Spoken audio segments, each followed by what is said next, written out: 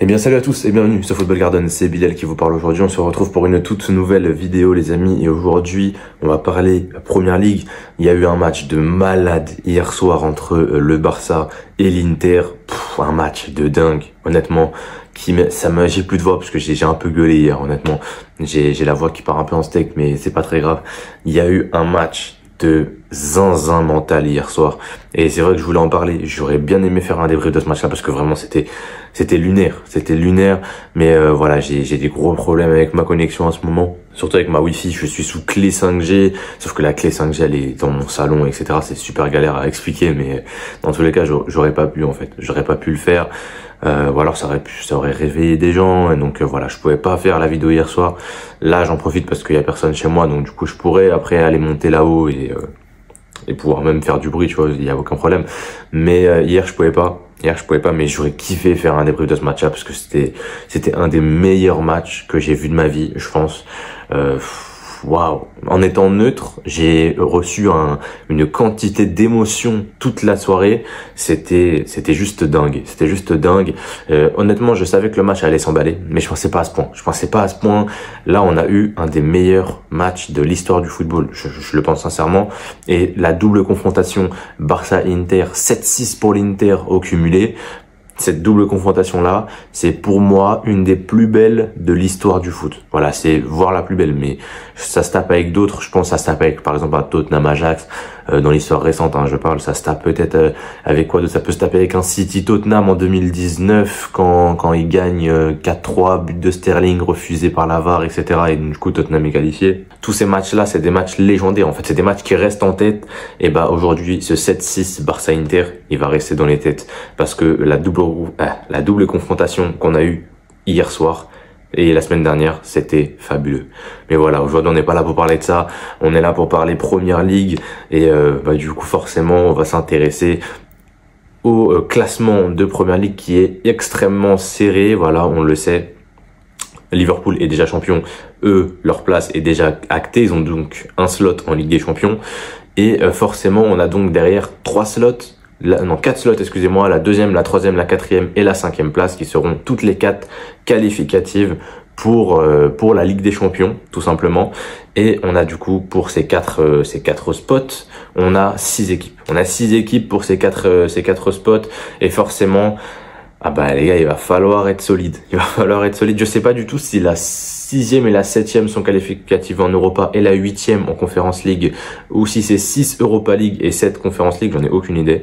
Je crois que c'est 6-7 Europa League et 8 Conference League. Donc Bournemouth a encore sa possibilité de jouer en Europe, parce qu'ils sont actuellement 8e et que c'est eux les favoris pour jouer cette Conference League l'année prochaine. Dans tous les cas, on arrive forcément à un point ultra intéressant, c'est que quand on regarde le classement, Arsenal est à 67, Villa est à 60 ou 61, 60 je crois, ils sont à 60 piles, il reste 3 matchs à jouer, donc tout est encore possible. Techniquement, Arsenal peut finir 7e cette saison. Voilà, c'est pour vous dire à quel point va falloir faire attention, parce que ils vont avoir du mal, et on va commencer par eux. Du coup, je vais vous afficher les 3 derniers matchs des 6 équipes en question. Du coup, c'est la PL1 qui avait fait ce petit visuel. Je le reprends pour moi, aucun problème, évidemment. Voilà, du coup, Arsenal va donc se déplacer à Anfield, recevoir Newcastle à l'Emirates avant d'aller au St. Mary's Stadium contre Southampton pour la 38e journée. Manchester City va recevoir Southampton, non, ils vont aller à Southampton, excusez-moi, en prochaine journée. Bournemouth à domicile pour la 37e, et Fulham à l'extérieur à Craven Cottage pour la 38e journée. Pour Newcastle, on vend d'abord une réception de Chelsea à St. James Park, puis ensuite ils vont aller à l'Emirates, comme je l'ai dit tout à l'heure, avant d'aller recevoir Everton pour la dernière journée. Chelsea, on vient de le dire, va du coup se déplacer à St. James Park ce dimanche contre Newcastle, avant simplement de recevoir Manchester United à la maison au Bridge et d'aller au City Ground contre Nottingham Forest pour la 38e journée. Pour Nottingham Forest, c'est Leicester à domicile en premier, puis puis West Ham à l'extérieur avant de recevoir Chelsea. C'est la seule équipe de la 2e à la 7e place, c'est la seule équipe qui a 2 matchs à domicile sur les 3 derniers. Tous les autres, ils ont... non, il y a aussi Newcastle, excusez-moi. Avec Newcastle, c'est les 2 seules équipes qui ont 2 matchs à domicile sur les 3 dernières journées. Pour les autres, c'est 2 matchs à l'extérieur. Donc voilà, il y a peut-être un petit avantage aussi à tirer là-dedans. On verra ça. Et ensuite, on va parler de Villa, qui est forcément un petit peu plus en retard, mais pas tant que ça au final, parce qu'ils ont seulement... Ils ont 3 points de retard, je crois, sur Chelsea, ou 4 points, je sais plus, 3 points. Ils ont 3 points de retard sur Chelsea. Donc dans tous les cas, tout est jouable. Tout est jouable. Chelsea peut finir 7e comme Chelsea peut finir 2e. C'est ultra serré. Et donc du coup, Villa qui vont d'abord aller à Bournemouth chez eux. Ensuite, ils vont recevoir Tottenham à la maison pour le compte de la 37e journée avant d'aller simplement se déplacer du côté de Manchester United. Donc voilà, on a les 3 dernières journées de tout le monde et l'objectif de mon côté, ça va être de faire un petit prono et d'essayer d'imaginer la fin de saison en Première Ligue et le classement final surtout de cette Première Ligue. Et on va commencer par parler de Arsenal qui est sur une phase ultra négative en ce moment. En Première Ligue, c'est très compliqué, mais même de manière générale, c'est très compliqué. Beaucoup de matchs nuls. Seulement une victoire contre Ipswich. Leur dernière victoire remonte à il y a 1 mois. Donc clairement, Arsenal, excusez-moi, sont dans de sacrés soucis. Ils ont quand même une chance. C'est d'aller jouer Liverpool qui est déjà champion. Et on l'a vu contre Chelsea, Liverpool déjà champion. Bon, ils se la foutent pas trop, hein. Clairement, ils s'en foutent un peu. Donc ça, c'est peut-être leur avantage. Mais derrière, ils jouent quand même contre Newcastle à domicile. Et Newcastle, c'est une très grosse équipe. Et ils l'ont vu eux-mêmes parce que Newcastle contre Arsenal cette saison, ça a été très compliqué pour les Gunners. Newcastle, ils se sont joués en demi-finale aller-retour de Carabao Cup. Ils se sont fait tarter 4-0, je crois, sur le score cumulé. Donc voilà, clairement Arsenal, ils auront de gros soucis et derrière ils ont quand même un match facile entre guillemets contre le dernier de Première Ligue qui sont déjà relégués depuis 10 journées, Southampton du coup. Et forcément, qu'est-ce que je vois du coup au niveau de ces matchs-là? On va aller directement au vif du sujet. Je vois Arsenal faire un match nul contre Liverpool et un match nul contre Newcastle avant quand même de bien finir sa saison par une victoire éclatante contre Southampton dans un match qui sera décisif pour sa place en Ligue des Champions pour moi, parce que c'est vrai que tu prends que 2 points sur 6, mais après tu prends quand même 1 point face à un concurrent direct qui du coup prend qu'un seul point aussi, hein, faut aussi le souligner. Mais clairement, avec 5 points pris sur 9 possibles, on aurait Arsenal à 72 points, ils sont actuellement à 67. Du coup, il passerait à 72 points dans mon classement. Retenez bien, pour le moment, Arsenal est 2e avec 72 points. On a ensuite Manchester City qui arrive, Manchester City qui sont à l'inverse d'Arsenal sur une phase extraordinaire. Je crois qu'ils sont sur 6 ou 7 victoires d'affilée. C'est très fort. C'est très fort la City. Là, ils sont en train de finir la saison en boulet de canon comme ils ont l'habitude de le faire. On connaît Manchester City, c'est une machine de guerre et c'est très simple. Ils ont Southampton, Bournemouth, Fulham. Je vais pas parler très longtemps. 3 points. Pour moi, City fera le 9 sur 9 et City va coiffer Arsenal au poteau et tout simplement leur piquer la 2e place avec du coup 73 points au compteur. Arsenal qui malheureusement pour eux auront une fin de saison très compliquée. Je sais même pas s'ils vont réussir à passer Paris, mais dans tous les cas, voilà, pour moi ils finiront pas 2e de Première Ligue et il y a peut-être moyen qu'ils se fassent aussi éliminer en LDC et ce sera encore une saison décevante pour Arsenal par rapport à ce qu'ils avaient en tête au début de la saison. On se rappelle de l'objectif d'Arteta, faire 114 points sur 114, voilà, etc. Au final, on a une saison d'Arsenal qui est peut-être moins bien, même s'ils ont moins perdu, ils ont fait beaucoup de matchs nuls. Et voilà, je vois pas Arsenal perdre sur les 3 derniers matchs comme vous voyez, parce que Arsenal c'est une équipe qui faut aller les chercher pour les battre, mais voilà, ils ont aussi des soucis. Ils ont aussi pas mal de soucis, alors que City à l'inverse, c'est explosif en ce moment, c'est très fort, c'est une machine qui enchaîne les victoires et qui va enchaîner pour moi parce qu'ils ont une fin de calendrier plutôt simple. Voilà, plutôt simple. Je pense que parmi les 6 équipes, c'est peut-être l'équipe qui a le meilleur calendrier pour la fin de saison. Sinon les autres, voilà, il y a toujours des matchs un peu compliqués, même si Tottenham, Manchester United, tout ça c'est des équipes de merde, en réalité c'est quand même des équipes qui ont de la qualité, c'est des équipes faut se la donner pour les battre quand même, tu vois. Alors que bon, Bournemouth, tout le respect évidemment, Fulham aussi et Southampton, bon malheureusement c'est compliqué pour eux, mais voilà, City pour moi c'est largement au-dessus de tout ça et qui vont faire le 9 sur 9 et donc du coup vous voyez le classement s'actualiser. City passe 2e avec 73 points devant Arsenal et c'est 72 points. On passe ensuite à Newcastle les amis, et Newcastle c'est l'équipe que je vois prendre le moins de points sur ces 3 prochains matchs et parce qu'ils ont un calendrier quand même compliqué et je les vois perdre à domicile contre Chelsea et du coup on va en reparler pour Chelsea juste après, mais je vois Newcastle perdre contre Chelsea à domicile. Je les vois ensuite faire match nul, comme je l'ai dit tout à l'heure, face à Arsenal. Et enfin, face à Everton, je les vois quand même prendre les 3 points et du coup finir leur saison à 67 points. Ils finiraient donc à 5 points d'Arsenal, 6 de Manchester City et qui pour le moment valideraient leur 4e place en attendant les résultats des autres. On va continuer avec Aston Villa. Voilà, on fait pas dans l'ordre, mais ça fait plaisir. Aston Villa, du coup, je les vois faire comme, bon, on va rappeler d'abord Bournemouth, Tottenham, Manchester United pour simplement pour Aston Villa, excusez-moi. Et donc du coup, forcément, on a un premier match face à Bournemouth et face à Bournemouth, je les vois faire un match nul, mais un match nul très important pour eux parce que ce serait un match nul qui validerait officiellement leur place parmi les 7 premiers. Parce qu'actuellement, ils ont 7 points d'avance sur Bournemouth et en faisant match nul contre Bournemouth, forcément, tu gardes ces 7 points d'avance sur eux à 2 matchs de la fin et donc du coup, tu t'assures une place dans ce top 7 et tu t'assures une place à minima en Europa League et donc du coup ça va être un point important à aller chercher quand même pour Aston Villa. On continue avec Tottenham à domicile, je les vois gagner contre Tottenham à domicile et du coup prendre 3 points et je les vois prendre un seul point à Old Trafford face à Manchester United en 38e journée. Voilà, je les vois faire match nul et donc je les vois prendre 5 points au compteur et ils passeraient donc de 60 à 65 points et donc du coup prendrait pour le moment évidemment on attend les matchs de Forest et de Chelsea mais il prendrait la 5e place de ce championnat. On continue avec Nottingham Forest et Nottingham Forest qui ont quand même un calendrier plutôt sympathique clairement. On a d'abord Leicester à domicile, pour moi faut le dire c'est 3 points. Voilà, ça doit être 3 points. Je les vois ensuite prendre 1 point contre West Ham à l'extérieur dans un match qui va être compliqué. West Ham, on sait qu'à l'extérieur, ils sont un peu chiants.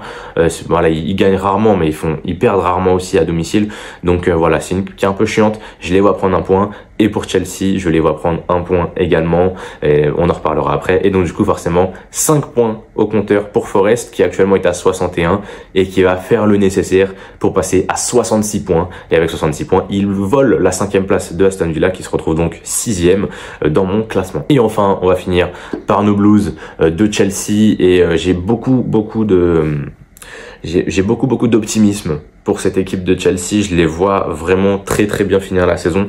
Peut-être que je me trompe et peut-être que c'est le résultat de Liverpool qui nous monte à la tête, mais on est quand même sur une équipe de Chelsea qui va beaucoup mieux en termes de résultats ces derniers temps. Même si on n'est pas très fort, on arrive quand même à prendre des victoires intéressantes. Je pense à Everton par exemple, tu vois, où on n'est pas fabuleux, mais on gagne. Je pense à Fulham où on est mené 1-0 et on arrive à retourner le match. Voilà, cette fin de saison de Chelsea, il se passe quelque chose. Je pense que les joueurs veulent aller chercher cette LDC l'année prochaine, que ce soit avec Maresca ou pas en tant que coach. Ça, c'est une autre question, mais dans tous les cas, clairement, cette équipe de Chelsea là, même s'ils ont une fin de saison très compliquée, je les vois finir en feu.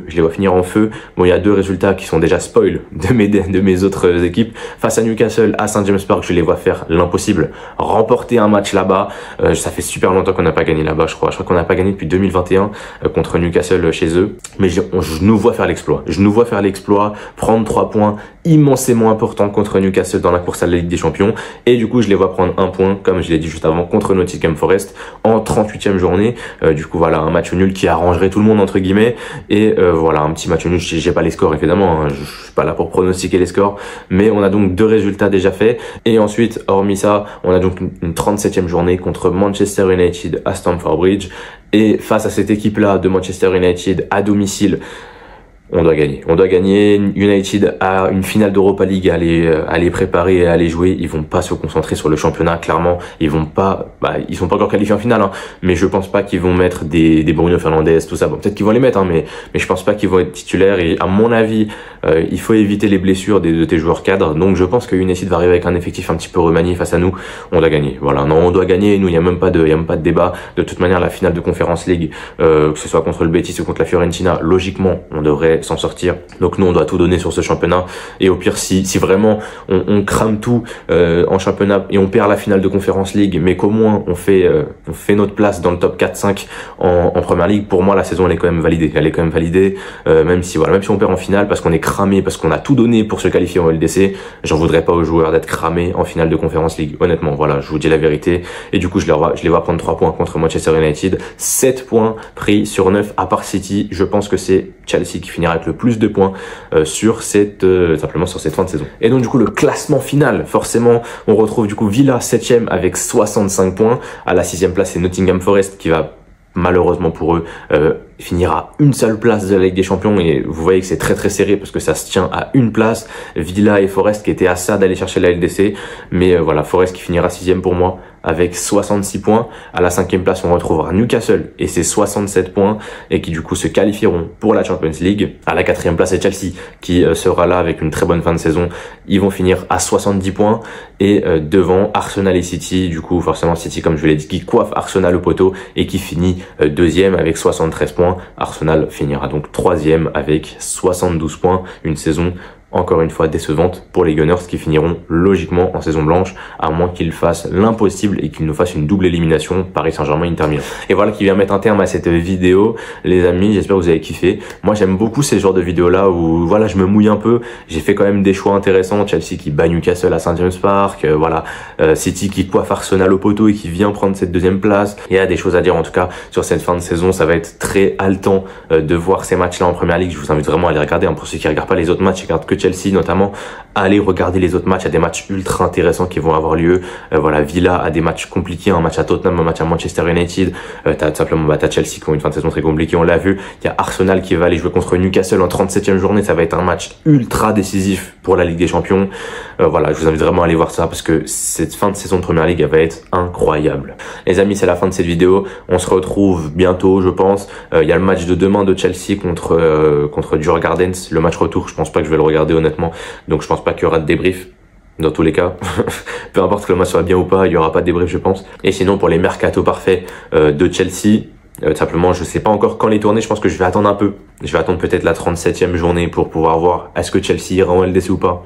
Et c'est le plus important. Après on verra si je fais d'abord les départs et les arrivées ou si je fais tout dans un épisode. Mais dans tous les cas, j'ai vu dans les commentaires qu'il y a beaucoup de gens qui m'ont dit de le faire en 2 épisodes, donc je pense que ça va être ce que je vais faire. Et ce sera probablement le premier épisode sortira probablement fin mai. Voilà, aux alentours de la fin de saison.